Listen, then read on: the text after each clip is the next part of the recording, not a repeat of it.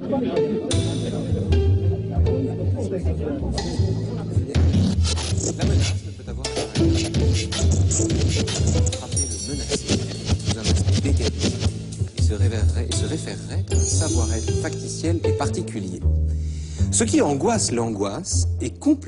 Wovor der Angst ist völlig unbestimmt. Nichts von dem, was innerhalb der Welt zu handeln und vorhanden ist, fungiert als das, wovor die Angst sich ängstet. Dass das Bedrohende nirgends ist, charakterisiert das Wovor der Angst. Ein Heidegger-Zitat als Anmoderation, Philippe Cabeston. Das gibt es nur bei Arte. Ein seltenes Vergnügen, in der Tat. Nachzulesen in Paragraph 40 von Sein und Zeit. Ein wunderbarer Text über die Problematik der Angst. Und ein überraschender, denn in der schmerzhaften Erfahrung von Angst erlangt der Mensch, so Heidegger, das Bewusstsein von Freiheit. Mehr dazu gleich. Doch zunächst zu Ihnen, Herr Cabeston. Sie sind ein Kenner von Heidegger und auch Sartre, dem Sie gerade ein ganzes Lexikon gewidmet haben. Und Sie unterrichten Philosophie am Pariser Elite-Gymnasium Janson de Sailly. Philippe, lassen Sie uns vielleicht zunächst einmal prinzipiell unterscheiden zwischen Angst und Furcht. Furcht hat man vor etwas Konkretem, während Angst unbestimmt ist. Das ist ein guter Ausgangspunkt. Nicht ohne Grund widmet Heidegger Paragraph 39, unmittelbar vor dem von Ihnen zitierten Paragraphen 40, der Furcht. Man könnte fragen, wo ist denn der Unterschied zwischen beiden? Zwischen Angst und Furcht. Im Deutschen benutzt man das Wort Angst ja häufig für beides. Auf den ersten Blick also besteht kein Unterschied. Jedenfalls nicht im normalen Sprachgebrauch. Heidegger jedoch unterscheidet zwischen Angst und Furcht. Und er beschreibt es ganz einfach. Furcht ist die Furcht vor etwas Bestimmtem. Mir fällt dazu eine Kindheitserinnerung ein. Es war bei einem Spaziergang, ich saß an einer Quelle, glaube ich. Da landete plötzlich eine Wespe auf meinem Knie. Ich war wie gelähmt. Ich fürchtete mich davor, von diesem Insekt gestochen zu werden. Ich erinnere mich noch genau, wie mein Vater hinzukam und mich erlöste mit einer Handbewegung. Du musst sie einfach wegscheuchen, sagte er. Ich hatte nicht gewagt, mich zu bewegen. Das ist Furcht. Angst ist etwas ganz anderes.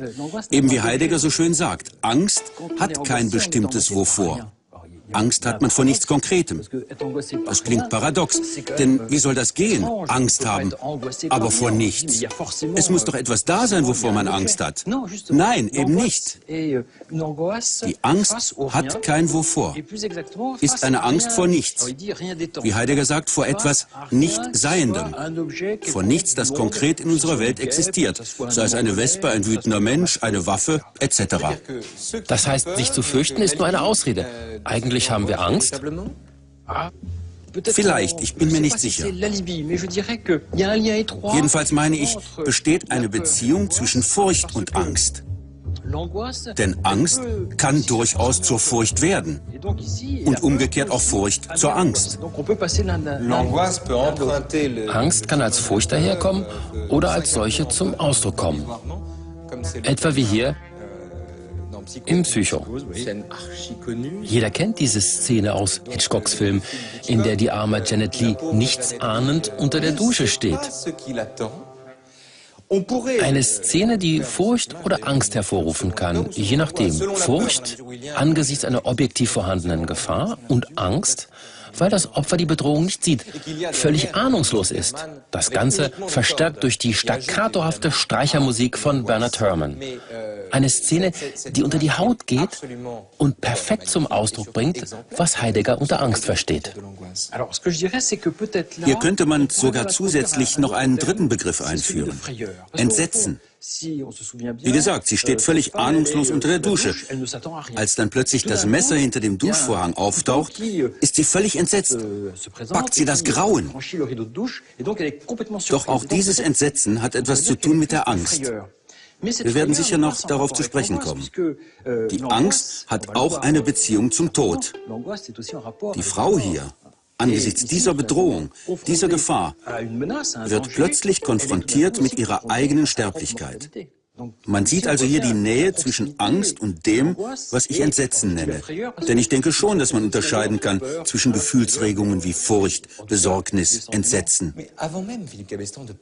Sie hatten eben gemeint, Philippe Cabestan, dass sich Angst vor nichts ängstet, während in Sein und Zeit ja von einem Wovor die Rede ist. Ist es denn nicht gerade dieses Nichts, das Heidegger damit meint? Sprich, gibt es nicht doch einen Gegenstand der Angst, eben das Nichts? Das sollten wir doch klären, bevor wir zum Thema Tod kommen. Ganz richtig, das müssen wir erklären. Wenn von nichts die Rede ist, soll das heißen, die Angst ängstet sich vor nichts, vor keinem bestimmten Objekt in der Welt oder genauer in der Umwelt. Angst ist Angst aus sich selbst heraus. Das ist aber nur die erste Stufe zum Verständnis. Heidegger geht noch weiter. Er sagt, die Angst ist auch Angst vor dem Sein, vor dem, was ich selbst bin, vor dem eigenen Sein, sprich dem in der Welt Sein, vor der Conditio Humana, wenn man so will. Die Angst ist also keine unmotivierte Angst, sondern die Angst vor dem eigenen Sein, das eben auch sterblich ist. Da wird sie dann deutlich, die Beziehung zum Tod. Angst als Angst vor dem Nichts ist aber auch die Angst vor allem, das ist oder das sein kann. Hinter diesem Vorhang ist nichts und gleichzeitig etwas, das alles sein könnte, weil es diffus ist. Eine momentane Substanzlosigkeit auf dem Weg, irgendeine Form anzunehmen, was wiederum Angst auslöst. Angst als Angst vor dem Nichts ist damit auch Angst vor allem, was uns umgibt. So wie das Sartre in seinem Roman Der Ekel beschrieben hat. Man könnte sagen, Angst vor allem. In dem Sinne, dass der Seiende, der Mensch also, Angst hat vor seinem in der Welt sein.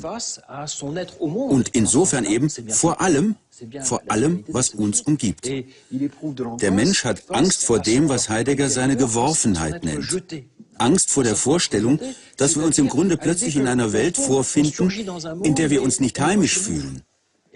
Der Mensch entdeckt voller Angst, in diese Welt geworfen und noch dazu, in ihr sterblich zu sein. Als Wortspiel könnte man sagen, Angst als nicht zu Hause sein in der Welt ist dem Menschen unheimlich. Denn Heidegger stellt Unheimlichkeit im Dasein und Angst nebeneinander. So, als ob es sich dabei um Synonyme handeln würde. Denn hier kommt das schöne deutsche Wort Unheimlichkeit ins Spiel. Was es ausdrückt, ist die Angst vor der beunruhigenden Fremdheit der Welt. Beängstigend unheimlich ist uns auch unser In der Welt sein, unsere eigene Existenz. Mit anderen Worten die Erfahrung, dass die Welt nicht zu unserem Vergnügen da ist. Und wir auf die Nase fallen, wenn wir Realität für das halten, was wir gerne hätten. Vor uns ein Bild, das wohl jeder kennt und von dem es mehrere Varianten gibt. Unter anderem diese Lithografie.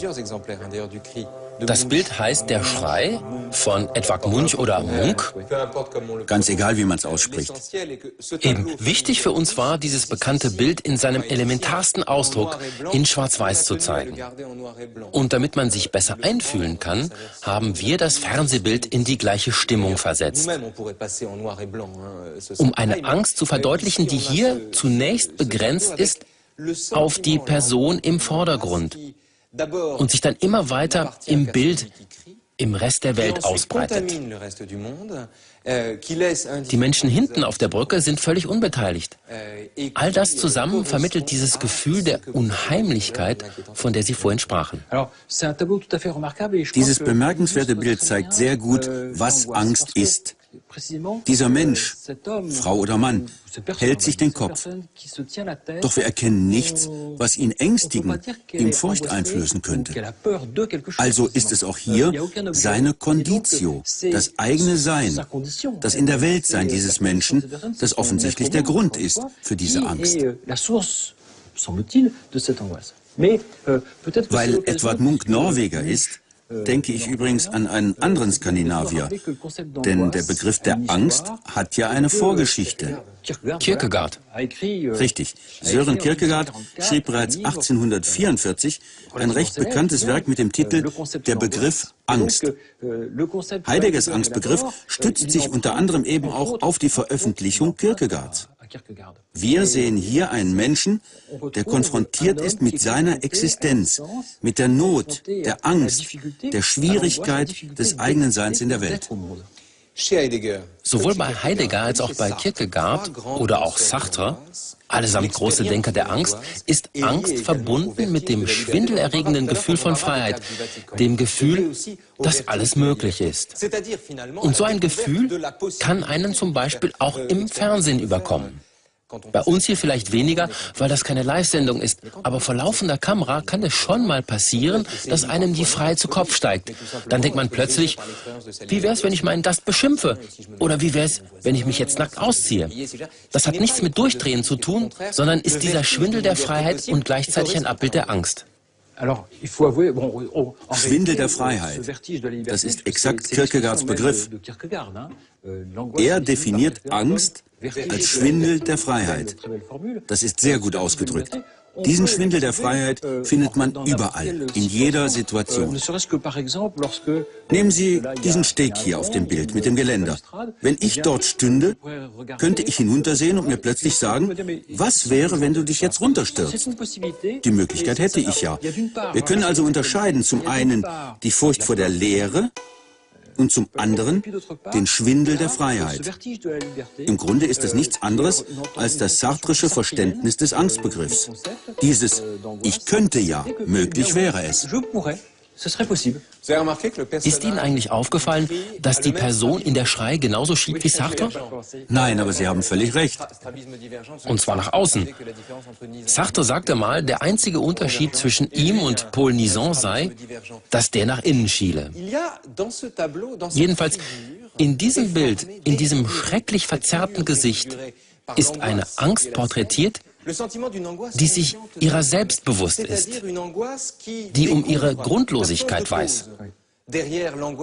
Man kann das vergleichen, Stichwort Freiheit von vorhin, mit einem Gefangenen, der plötzlich freikommt und sich vor lauter Möglichkeiten einfach nicht bewegen kann. Und man kann sich die Frage stellen, welcher Art diese Angst eigentlich ist.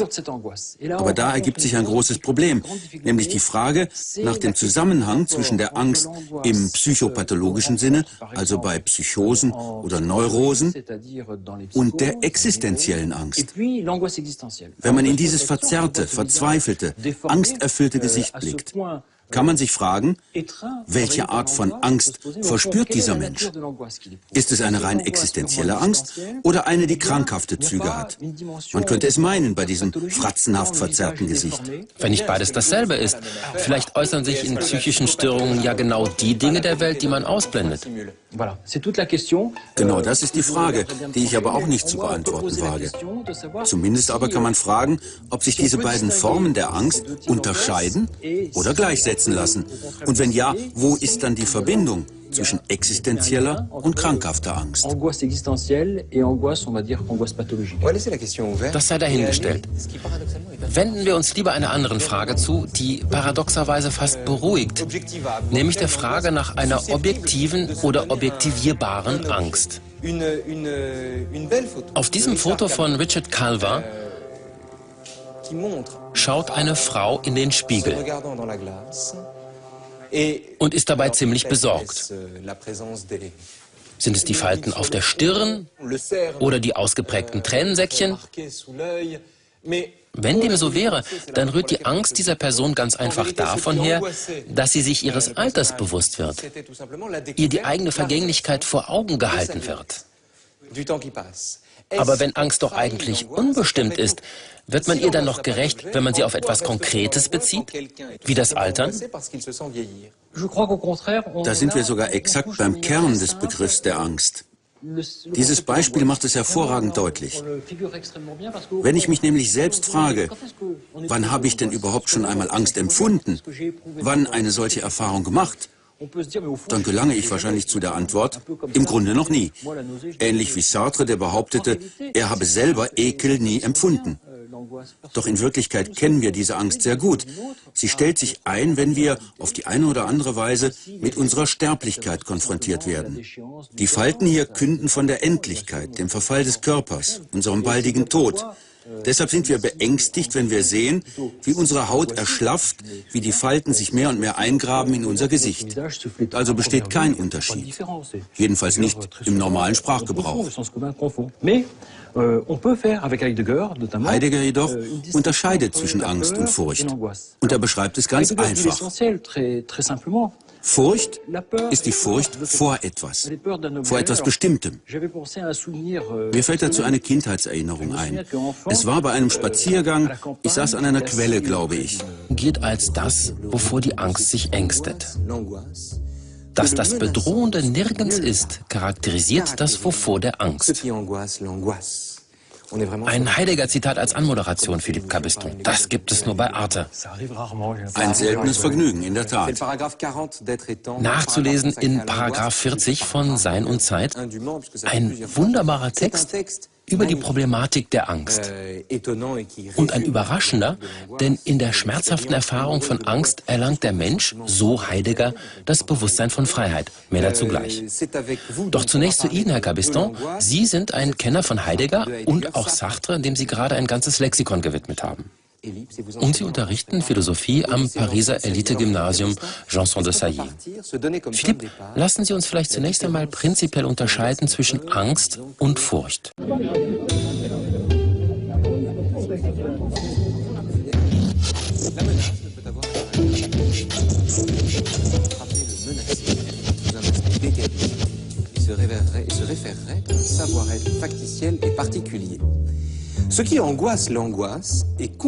Das Wovor der Angst ist völlig unbestimmt. Nichts von dem, was innerhalb der Welt zu handeln und vorhanden ist, Furcht hat man vor etwas Konkretem, während Angst unbestimmt ist. Das ist ein guter Ausgangspunkt. Nicht ohne Grund widmet Heidegger Paragraph 39, unmittelbar vor dem von Ihnen zitierten Paragraphen 40, der Furcht. Man könnte fragen, wo ist denn der Unterschied zwischen beiden? Zwischen Angst und Furcht. Im Deutschen benutzt man das Wort Angst ja häufig für beides. Auf den ersten Blick